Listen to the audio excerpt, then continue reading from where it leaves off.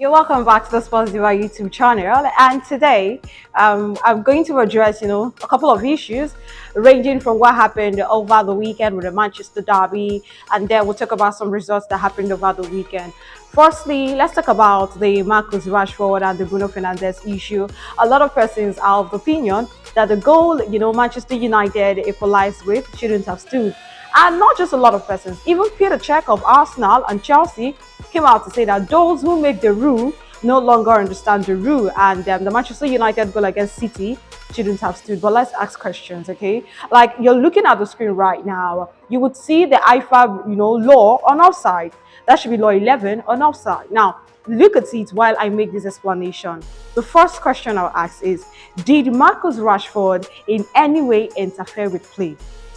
But before I answer that, I want you to absolutely know that I totally agree with the call coming from, Artwell regards to that goal standing. Yes, initially, the assistant referee, the linesman, ruled out the goal for offside. But after a little consultation and everything, the goal was awarded. It brought my mind back to a certain match that happened between Arsenal and Chelsea. I don't really, remember the year exactly. Alexis Sanchez scored the goal and it was ruled off for offside. Then the VAR was not even invoked. If you remember when Alexis Sanchez played for Arsenal, the VAR was not even available.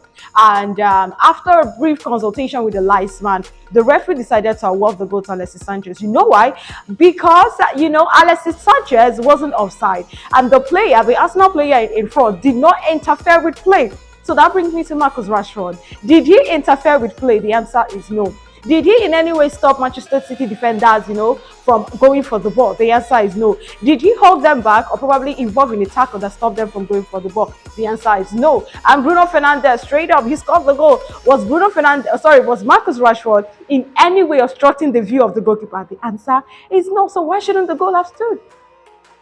And the result was the outcome of the whole thing was okay. Like I said, absolutely yes, the goal should have stood. And as much as a lot of persons are of the view that it shouldn't have, but let's look at what the IFAB law said. And you can see it on the screen right there that the IFAB law did not in any way get broken by Marcus Rashford. So straight up, Manchester United with a good performance at Old Trafford.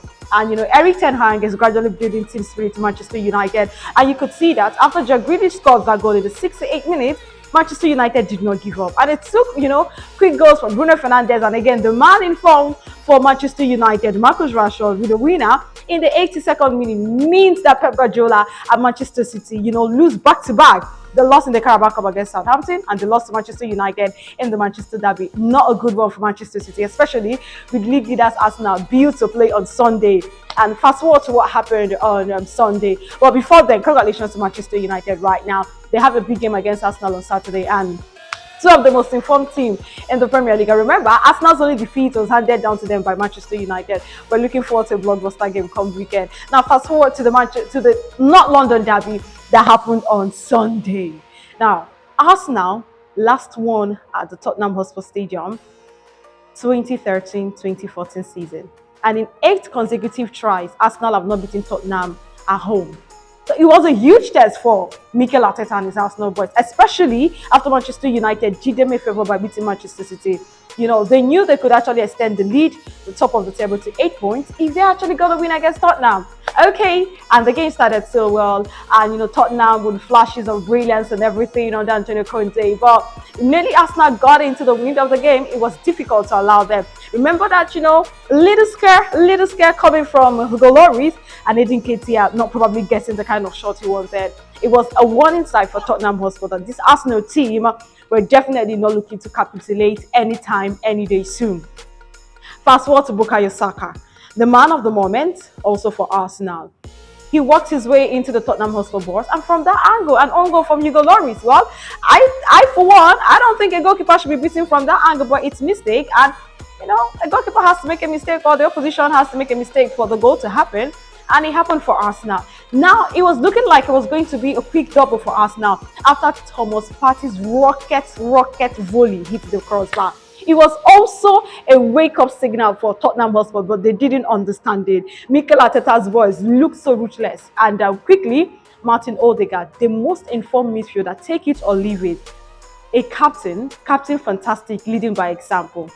with that sublime strike and goal 2-0 Arsenal. And it was looking like it was going to be an Arsenal moment. But prior to that, remember Tottenham Hotspur, they've really not taken the lead in a couple of games they played at home against Aston Villa. It also happened they had to come down from a goal to beat Aston Villa. And quickly, a lot of persons were of the view that in the second half, we might just see something intriguing, something captivating, because it's a North London derby. And in the North London derby, you never can tell where the pendulum will swing at the end of 90 minutes.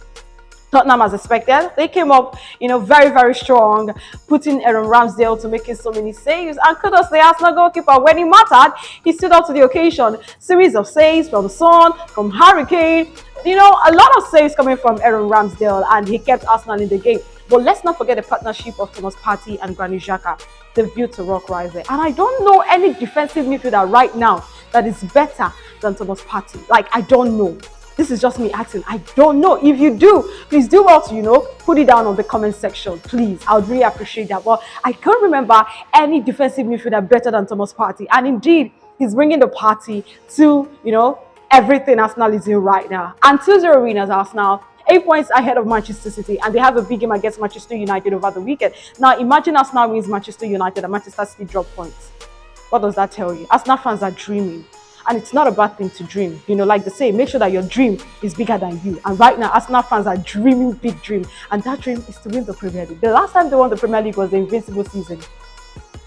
How many years? Do the mathematics yourself. So, quick to Chelsea up against Crystal Palace. Another London derby. Remember, Chelsea lost the London derby. In fact, it's Southwest London derby to Fulham. Fulham getting a win over Chelsea, first time in 17 years. Fast forward to Crystal Palace, Patrick Vieira, the Selhurst Park, and it was a must-win game for Graham Potter because his behind has been on fire lately. Kai Havertz with the only goal of the game for Chelsea. It doesn't matter, one goal, the most important thing is the 3 points, but Chelsea has still entered the lot. But it is the pressure a little bit on Graham Potter. And talk about Chelsea's next opponent, Liverpool. Liverpool lost to Brighton and Hove Albion 3-0, and they didn't even score a goal. Now, that is the annoying part of it. And Jurgen Klopp has come out to say, okay, it's not like I pamper my players too much or this or that. He said, Liverpool are going through a phase. He has come to admit that Liverpool are going through a phase, and he says, I'm not looking at walking away anytime soon. So it means over the weekend, we'll be seeing Chelsea, struggling Chelsea, up against struggling Liverpool, but it will be at Anfield. Now, that's the difference. So I don't know. Maybe you tell me. Give me your predictions in the comment section. Will it be a Liverpool win or a Chelsea win? Are we going to see a draw game from two struggling teams right now? And Super Cup final, Barcelona up against Real Madrid.